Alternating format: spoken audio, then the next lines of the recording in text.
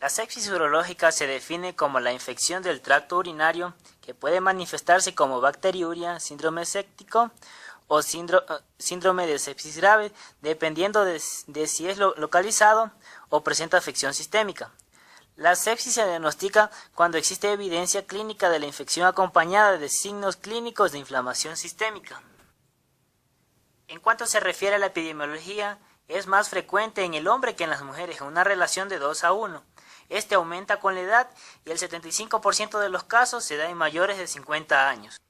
La etiología. Los microorganismos más frecuentes es el Escherichia coli, pero en las infecciones nosocomiales asociadas a los catéteres vamos a encontrar gram negativos muy resistentes, como son la Pseudomonas aeruginosa, el Proteus, la Providencia y la Serratia. Las bacterias gram negativas se aíslan en un 30 o 80% de los casos de sepsis y shock séptico, y las gram positivas en un 5 al 24%.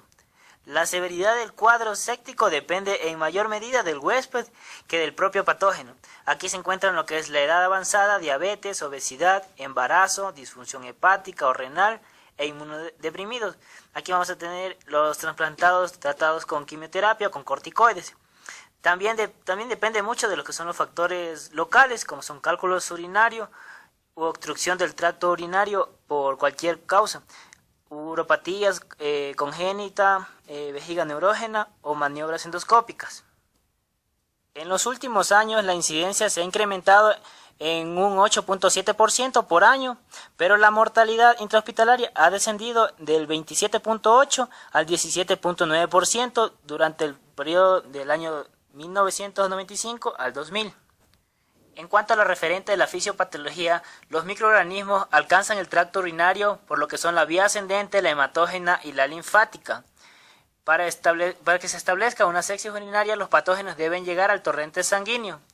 La bacteriemia está aumentada en infección de tracto urinario grave, como son la pielonefritis, proctitis bacteriana aguda, y esta está favorecida por lo que es la obstrucción. Las exotoxinas formadas por algunas bacterias pueden iniciar el síndrome séptico, pero son las propias bacterias y en especial sus componentes de la pared celular los principales responsables de su desarrollo. En las bacterias gram negativas, las endotoxinas, componentes lipopolisacáridos de la membrana externa bacteriana, activan numerosas vías humorales, así como los macrófagos y otras células involucradas en el proceso inflamatorio. Los monocitos pueden eliminar y desoxificar el componente de lipopolisacáridos y pueden ser beneficiosos para el huésped. Sin embargo, los monocitos estimulados por los LPS producen las citoquinas. Las citoquinas están involucradas en la patogénesis de la sepsis. Estas son liberadas por varias células que están incluyendo lo que son los monocitos, macrófagos y células endoteliales en respuesta a varios estímulos infecciosos que provocan la respuesta inflamatoria. El cuadro clínico está dominado por lo que son manifestaciones cardiopulmonarias y hemodinámicas. La presentación clínica clásica que se presenta, vamos a tener fiebre y escalofrío, seguido por hipotensión, que solo se observa en un 30% de los pacientes con bacteriemia por gram negativos. Aquí incluso se presenta, antes de la elevación de la temperatura y el escalofrío, se presenta una hiperventilación, de tal manera que se presentan cambios metabólicos más tempranos en la septicemia, como es la alcalosis respiratoria. En lo referente a la fiebre, esta puede estar ausente en pacientes muy graves, como son los ancianos e inmunodeprimidos. Esto es indicativo de un mal pronóstico. En los cambios del nivel mental, también pueden presentarse indicios clínicos importantes, aunque el patrón más frecuente es el letargo o la obnubilación. Algunos pacientes pueden estar excitados, agitados o agresivos. Estos síntomas se deben a que el cerebro recibe una menor cantidad de sangre. Aunque aumenta la salida de sangre desde el corazón, los vasos sanguíneos se dilatan y en consecuencia disminuye la presión arterial. La oliguria también es consecuencia de la hipoperfusión. Más tarde se produce una vasoconstricción en un intento por elevar la presión arterial, pero el volumen de sangre bombeada por el corazón disminuye y por ello la presión sigue disminuyendo cada vez más. Si el cuadro evoluciona, se desencadenan disfunciones orgánicas. Primero vamos a tener la renal, que vamos a tener la persistencia de la oliguria. la pulmonar vamos a tener un síndrome de distrés respiratorio agudo e hipoxemia. En cardíaco vamos a tener retención de líquidos, edema y de tercer espacio. Hiperglucemias por insulinoresistencia, coagulopatías de consumo, con fenómenos trombóticos y hemorrágicos, así como disfunción hepática y finalmente la muerte. En lo referente al diagnóstico, aquí se debe establecer por la clínica en fases precoces ante signos iniciales sutiles y que deben iniciarse tratamiento de forma precoz, aún sin tener los resultados y pruebas complementarias. En los datos del laboratorio vamos a tener la hiperlactacidemia. Esta es frecuente en pacientes con sepsis grave o shock séptico y habitualmente indica metabolismo anaerobio e hipoperfusión. Puede ser el único indicador de hipoperfusión en pacientes normotensos e indica la necesidad de llevar a cabo una resucitación agresiva del mismo modo que la presencia de hipotensión. En diversos estudios se ha demostrado que los niveles de lactato tienen un valor pronóstico independiente de la hipotensión. El segundo parámetro es el microbiológico. La toma de cultivos antes de iniciar el tratamiento antibiótico ofrece una mejor oportunidad de identificar microorganismos causales de la infección. El cultivo sanguíneo se debe realizar con muestras separadas en espacio y tiempo. El porcentaje de hemocultivos positivos en pacientes con sepsis grave o shock séptico es del 30 al 50%. También debe realizarse gran y cultivo de todos los posibles focos como de donde orina, esputo, catéteres, heridas, etc.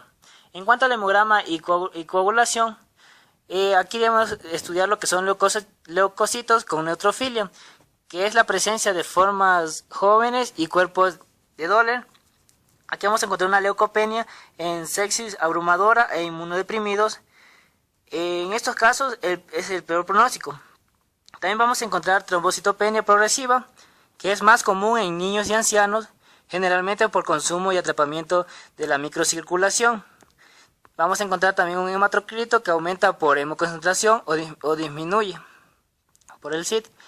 En el SID vamos a tener va a estar dado por el aumento de plaquetas y de factores de coagulación que se alargan, y aquí vamos a tener que se alargan los tiempos.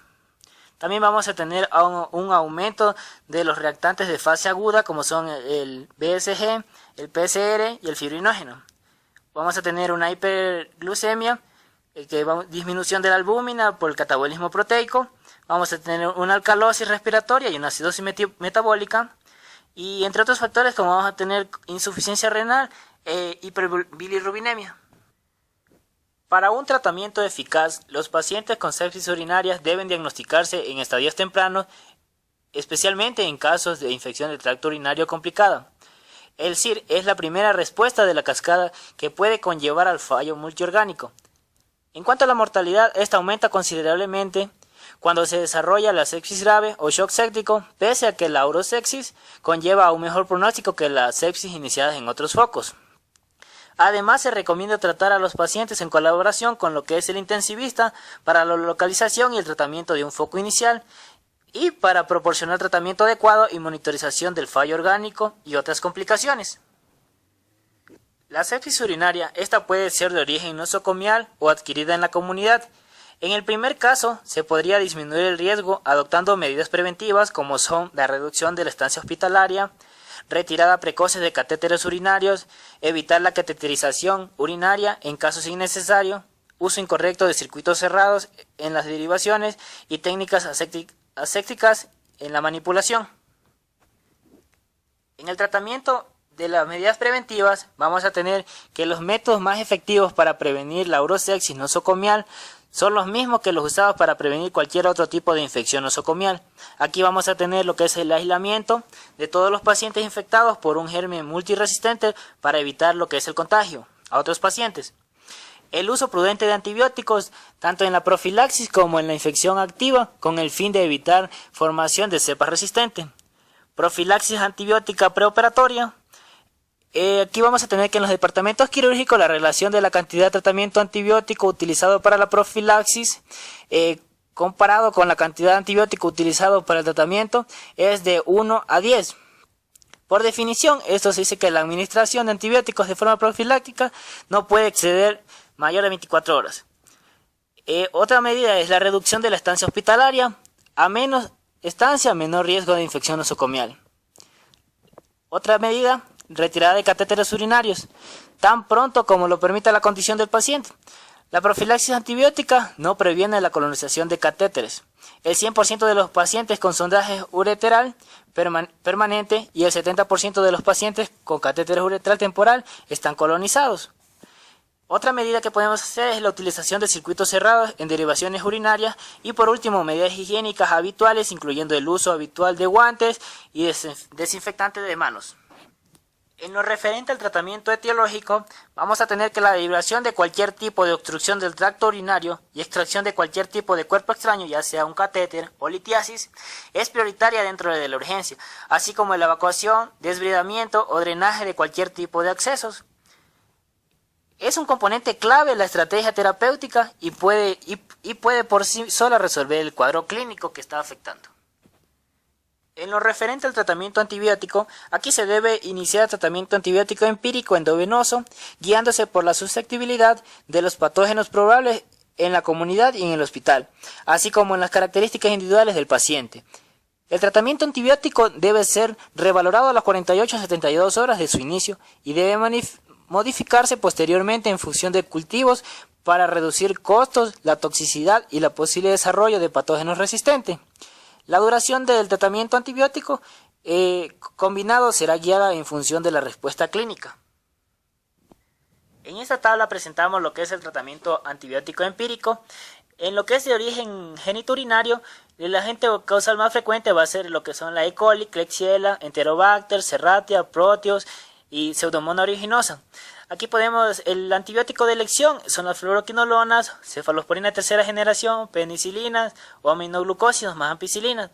También podemos utilizar una alternativa que es la amoxicilina más clavulánico o piperacilina más tozobactam o los carbapenem. En los que son las infecciones que son de origen del aparato gastrointestinal, el agente etiológico más frecuente va a ser lo que es el bacteroides, el E. coli, Klebsiella, Enterobacter, Serratia y Salmonella. El antibiótico de elección aquí son los aminoglucósidos más la clindamicina, o una alternativa que podemos dar es la cefoxitina. También aquí en la clase de los medicamentos podemos dar lo que son las fluoroquinolonas, como son ciprofloxacino, levofloxacino, cefalosporina tercera generación. Podemos utilizar cefotaximas, ceftazidima, ceftriaxona. En los aminoglucósidos podemos utilizar amicacina, tobramicina o la gentamicina. En las penicilinas podemos utilizar la piperacilina o la ampicilina. En las penicilinas combinadas con inhibidores de la beta-lactamasa podemos utilizar la piperacilina más el tozobactam o la amoxicilina más clavulánico. O también podemos utilizar carbapenem, que es como los imipenem y ertapenem. Las lincosamidas, como son la clindamicina. Y por último, las cefamicinas, como aquí tenemos la cefoxitina. En lo referente al tratamiento de soportes, aquí vamos a tener que las medidas deben iniciarse lo antes posible y deben complementarse antes de las 6 primeras horas desde la identificación de la sepsis grave. El objetivo de esto es cumplir con todas las medidas en el 100% de los pacientes con sepsis grave. Aquí vamos a tener en una de estas es la medición del lactato sérico. 2. La obtención del hemocultivo antes de iniciar el tratamiento antibiótico. 3. Iniciar precozmente el tratamiento antibiótico en las 3 primeras horas si el paciente es atendido en urgencias y en la primera hora si es atendido en UCI y no procede de urgencias. 4. En presencia de hipotensión o lactato mayor de 4 miliosmoles por litro, iniciar resucitación con un mínimo de 20 ml kilogramo de peso de cristaloides. B. Emplear vasopresores para tratar la hipotensión durante y después de la resucitación con líquidos. La quinta medida es la presencia del shock séptico o también un lactato mayor de 4 miliosmoles por litro. Primero vamos a medir la PVC y mantener la PVC mayor o igual a 8 mililitros de mercurio.